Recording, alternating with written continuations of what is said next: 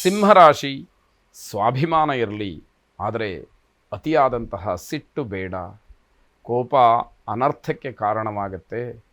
ರಾಶಿಯ ಫಲ, ರಾಶಿಯ ಲಕ್ಷಣ, ರಾಶಿಯ ಗುಣ, ರಾಶ್ಯಧಿಪತಿಯ ಸ್ವಭಾವ ಇವೆಲ್ಲವನ್ನು ನೋಡಿದಾಗ ಅಧಿಕವಾದಂತಹ ಕೋಪ ಅದನ್ನು ಸ್ವಲ್ಪ ಮಟ್ಟಿಗೆ ಕಡಿಮೆ ಮಾಡಿಕೊಳ್ತಕ್ಕಂಥದ್ದು, ಕಾಲಕ್ರಮೇಣ ಅದನ್ನು ಬಿಡುವಂಥದ್ದು, ತಾಳ್ಮೆಗೆ ಆದ್ಯತೆ ನೀಡ್ತಕ್ಕಂಥದ್ದು ನಿಮ್ಮ ಜೀವನ ಶೈಲಿಗೆ ಬಹಳ ಅಗತ್ಯ ಇರತಕ್ಕಂಥದ್ದು.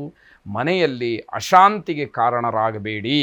ನಿಮ್ಮಿಂದ ಮನೆಯ ಶಾಂತಿ ಹಾಳಾಯಿತು ಅನ್ನುವಂತಹ ಮಾತು ನಿಮ್ಮ ಮೇಲೆ ಬರುವಂಥದ್ದು ಬೇಡ.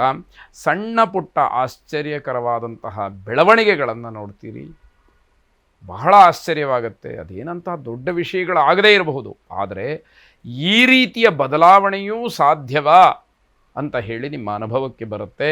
ಆರ್ಥಿಕವಾಗಿ ಸಮಾಧಾನ, ಹಣಕಾಸಿನ ವಿಚಾರದಲ್ಲಿ ಏನು ಸಮಸ್ಯೆಗಳು ಆಗದೇ ಇರತಕ್ಕಂಥದ್ದು. ವಿದ್ಯಾರ್ಥಿಗಳು ತಮ್ಮ ವಿದ್ಯಾ ಕ್ಷೇತ್ರದ ಬಗ್ಗೆ, ತಮ್ಮ ಕಾರ್ಯ ಚಟುವಟಿಕೆಯ ಬಗ್ಗೆ ಹೆಚ್ಚು ಗಮನವನ್ನು ಹರಿಸಬೇಕು. ವಿದ್ಯೆಯನ್ನು ಹೊರತಾಗಿ ಬೇರೆ ಚಟುವಟಿಕೆಗಳು ನಿಮ್ಮ ಮುಂದೆ ಸಾಲು ಸಾಲಾಗಿರುತ್ತೆ, ಆದರೆ ಅದು ಯಾವುದಕ್ಕೂ ಮಾನ್ಯತೆ ಅಲ್ಲ. ವಿದ್ಯೆಗೆ ಪೂರಕವಾದಂತಹ ಕೆಲವು ವಿಚಾರಗಳನ್ನು ಮಾತ್ರ ಆಯ್ಕೆ ಮಾಡಿಕೊಳ್ಳಿ, ಅದು ನಿಮಗೆ ಹೆಚ್ಚಿನ ಫಲವನ್ನು ಕೊಡ್ತಕ್ಕಂಥದ್ದಾಗತ್ತೆ. ಉದ್ಯೋಗದಲ್ಲಿ ಸಮಾಧಾನ ಇರೋದಿಲ್ಲ, ಏನು ಮಾಡಿದರೂ ಇಷ್ಟೇ ಅನ್ನುವಂತಹ ಭಾವನೆ ಬರುತ್ತೆ. ಆದರೆ ಕರ್ತವ್ಯವನ್ನು ನಿರ್ವಹಣೆ ಮಾಡಲೇಬೇಕಾದಂಥದ್ದು. ಆದ್ದರಿಂದ ನಿಮ್ಮ ಕೆಲಸವನ್ನು ನೀವು ಪ್ರಾಮಾಣಿಕವಾಗಿ ಮಾಡ್ತಾ ಬನ್ನಿ ಎನ್ನುವಂಥದ್ದು. ಇಷ್ಟದೇವತಾ ಪ್ರಾರ್ಥನೆ ಮಾಡಿ ಶುಭವಾಗಿ. ಕನ್ಯಾ ರಾಶಿ, ಮಾನಸಿಕವಾದಂತಹ ಅಸ್ಥಿರತೆಯ ಅನುಭವ ನಿಮಗಾಗತ್ತೆ. ಇದರರ್ಥ ಮನಸ್ಸಿನಲ್ಲಿ ಸಮಾಧಾನ ಇಲ್ಲ, ಯಾವ ಕೆಲಸಕ್ಕೆ ಹೋದರೂ ಕೂಡ ಏನೋ ನೆಮ್ಮದಿ ಇಲ್ಲ, ತಪೋಭಂಗವಾಗ್ತಾ ಇದೆ.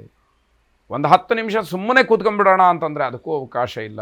ಬೇಡದೇ ಇರತಕ್ಕಂತಹ ಆಲೋಚನೆ, ಬೇಡದೇ ಇರತಕ್ಕಂಥವರ ವಿಚಾರ ಮನಸ್ಸಿಗೆ ಬರುವಂಥದ್ದು ಮನಸ್ಸನ್ನು ಕಲಕುವ ಹಾಗೆ ಮಾಡಿಬಿಡುತ್ತೆ. ಅದನ್ನು ನೀವು ತಿಳಿಪಡಿಸ್ಕೊಳ್ಳುವವರೆಗೂ ಕೂಡ ನಿಮಗೆ ಯಾವುದೇ ರೀತಿಯ ಅಭ್ಯುದಯ, ಸಮಾಧಾನ, ನೆಮ್ಮದಿ, ತೃಪ್ತಿ ಸಿಕ್ಕೋದಿಲ್ಲ. ಬೇರೆಯವರ ವಿಷಯದಲ್ಲೇ ನೀವು ತೃಪ್ತಿಯನ್ನು ಹೊಂತೀವಿ ಅನ್ನುವಂತಹ ಭಾವನೆ ಇರುವಂಥವರಿಗೆ ಯಾವ ಕಾರಣಕ್ಕೂ ಯಾವ ಬದಲಾವಣೆಗಳೂ ಇಲ್ಲ. ಹಾಗಾಗಿ ಅದು ಬೇಕೇ ಬೇಡವೇ ಅನ್ನುವಂಥದ್ದು ಆಯ್ಕೆ ನಿಮ್ಮದಾಗಿರ್ತಕ್ಕಂಥದ್ದು. ಸ್ವಂತ ಉದ್ಯಮವನ್ನು ಮಾಡ್ತಕ್ಕಂಥವ್ರಿಗೆ ಅನುಕೂಲ ಇರುವಂಥದ್ದು. ಸ್ತ್ರೀಯರಿಗೆ ಮಾನಸಿಕವಾಗಿ ಸಮಾಧಾನ ಇಲ್ಲ, ಬೇರೆಯವರ ವಿಷಯವೇ ಅಲ್ಲಿ ಮುಖ್ಯವಾಗ್ತಕ್ಕಂಥದ್ದು. ದಾಂಪತ್ಯದಲ್ಲಿ ಬಿರುಕು ಹೆಚ್ಚಾಗತ್ತೆ. ಗಂಡ ಹೆಂಡತಿಯರ ಮಧ್ಯದಲ್ಲಿ ಕಲಹ ತಾರಕಕ್ಕೇರುತ್ತೆ. ವಿಚ್ಛೇದನದವರೆಗೂ ಕೂಡ ಇವತ್ತಾಡ್ತಕ್ಕಂತಹ ಮಾತುಗಳು ತಲುಪಬಹುದು ಅನ್ನುವಂಥದ್ದು ಬಹಳ ಬೇಸರದ ನೋವಿನ ಸಂಗತಿಯಾಗತ್ತೆ. ಆಸ್ತಿಯ ವಿಚಾರ ಬಗೆಹರಿಯೋದಿಲ್ಲ, ಜೊತೆಗೆ ಮಕ್ಕಳಿಂದ ವಿರೋಧ ವ್ಯಕ್ತವಾಗುತ್ತೆ. ಹೀಗೆ ಕೌಟುಂಬಿಕವಾದಂತಹದ್ದು, ವೈಯಕ್ತಿಕವಾದಂತಹ ಸಮಸ್ಯೆಗಳೇ ತುಂಬ ನಿಮ್ಮನ್ನು ಕಾಡುವಂಥದ್ದಾಗತ್ತೆ. ಪ್ರತಿಯೊಂದು ವಿಷಯವೂ ಕೂಡ ನಿಮಗೆ ಅಡ್ಡಿಯನ್ನು ಉಂಟು ಮಾಡ್ತಕ್ಕಂಥದ್ದು, ಮನಸ್ಸಿನ ಮೇಲೆ ಪ್ರಭಾವವನ್ನು, ದುಷ್ಪರಿಣಾಮವನ್ನು ಬೀರ್ತಕ್ಕಂಥದ್ದಾಗತ್ತೆ. ದುರ್ಗಾದೇವಿಯ ಆರಾಧನೆ, ದುರ್ಗಾ ಪ್ರಾರ್ಥನೆಯನ್ನು ಮಾಡಿ ಒಮ್ಮೆ ಸರಿಯಾಗಿ ಜಾತಕವನ್ನು ಪರಿಶೀಲನೆ ಮಾಡಿಸಿಕೊಂಡು ನಿಮ್ಮ ಕೆಲಸಕ್ಕೆ ಮುಂದುವರಿಯಿರಿ ಅಂತಕ್ಕಂಥದ್ದು ಸಲಹೆ. ಶುಭವಾಗಿ. ತುಲಾರಾಶಿ, ವೃತ್ತಿಯಲ್ಲಿ ಗಣನೀಯವಾದಂತಹ ಅಭಿವೃದ್ಧಿ, ಸಮಾಧಾನ, ಇದರಿಂದ ಏನೋ ಒಂದು ರೀತಿಯ ತೃಪ್ತಿ, ಮಾನಸಿಕವಾಗಿ ನಾನು ಗೆದ್ದೆ ಅನ್ನುವಂತಹ ಅನುಭವ ನಿಮಗೆ ಸಿಕ್ಕುವಂಥದ್ದು. ಇದು ಹೀಗೇ ಮುಂದುವರೆಕೊಂಡು ಹೋಗಲಿ ಅಂತಕ್ಕಂತಹ ಆಶಯ ನಮ್ಮದು. ಹಾಗಾಗಿ ಭಗವಂತನಲ್ಲಿ ಯಾರು ನಂಬಿಕೆಯನ್ನು, ಶ್ರದ್ಧೆಯನ್ನು ಇಟ್ಟುಕೊಂಡಿದ್ದಾರೋ ಅಂಥವರಿಗೆ ಭಗವಂತ ಕೈ ಹಿಡಿತಾನೆ ಅಂತಕ್ಕಂತಹ ದೃಢವಾದ ನಂಬಿಕೆ ಪೂರಕವಾಗುತ್ತೆ. ಹಿರಿಯರ ಅನುಭವ, ಹಿರಿಯರ ಮಾತು, ಮಾರ್ಗದರ್ಶನ ಇವೆಲ್ಲವೂ ಕೂಡ ನಮ್ಮನ್ನು ಆಯಾ ಕಾಲಘಟ್ಟಕ್ಕನುಗುಣವಾಗಿ ಕಾಪಾಡುವಂತಹ ಶಕ್ತಿಯನ್ನು ಹೊಂದಿರುತ್ತೆ. ಆ ನಂಬಿಕೆ ಮಾತ್ರ ನಮಗೆ ಬೇಕಾಗುತ್ತೆ. ಎಲ್ಲಿ ನಮಗೆ ಆ ನಂಬಿಕೆ ಕಡಿಮೆ ಆಗುತ್ತೋ ಆಗ ನಾವು ಏನನ್ನೂ ಕೂಡ ಮಾಡಲಿಕ್ಕೆ ಸಾಧ್ಯ ಆಗದಲೇ, ಯಾವುದೇ ರೀತಿಯ ಸಾಧನೆಯನ್ನೂ ಕೂಡ ಮಾಡಲಿಕ್ಕೆ ಸಾಧ್ಯ ಆಗದಲೇ ನಮ್ಮಲ್ಲಿರ್ತಕ್ಕಂತಹ ಉತ್ಸಾಹವನ್ನು ಕೂಡ ಕಳ್ಕೊಳ್ಳುವಂತಹ ಪರಿಸ್ಥಿತಿ ಬರುತ್ತೆ. ಇದರ ಅನುಭವ ಆದವರಿಗೆ ಗೊತ್ತಿರುವಂಥದ್ದು. ಸ್ಥಳ ಬದಲಾವಣೆಯ ಸೂಚನೆ ಕಾಣುತ್ತೆ. ಬೇರೆ ಊರಿಗೆ ಹೋಗಬೇಕಾಗ್ಬೋದು, ಕೆಲಸದ ಬದಲಾವಣೆ, ಸ್ಥಳದ ಅಂದರೆ ವಾಸ ಮಾಡ್ತಕ್ಕಂತಹ ಜಾಗದ ಬದಲಾವಣೆ, ವಾಹನ ಬದಲಾವಣೆ, ಈ ರೀತಿಯ ಬದಲಾವಣೆಯ ಪರ್ವ.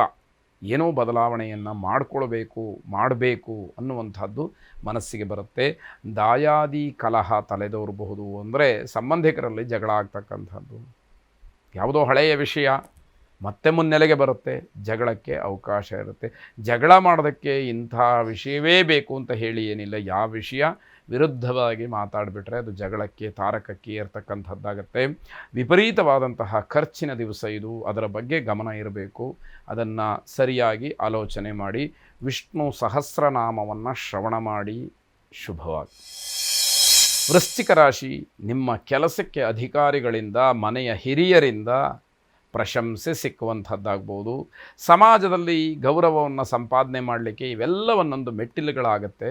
ನೀವು ಮಾಡಿದಂತಹ ಕೆಲಸ ದೊಡ್ಡವರ ಮನಸ್ಸಿಗೆ ಮೆಚ್ಚುಗೆ ಆಯಿತು ಅಂತಾದರೆ ಅವರು ಅದನ್ನು ಮುಕ್ತ ಕಂಠದಿಂದ ಹೊಗಳತಕ್ಕಂಥದ್ದಾಗತ್ತೆ.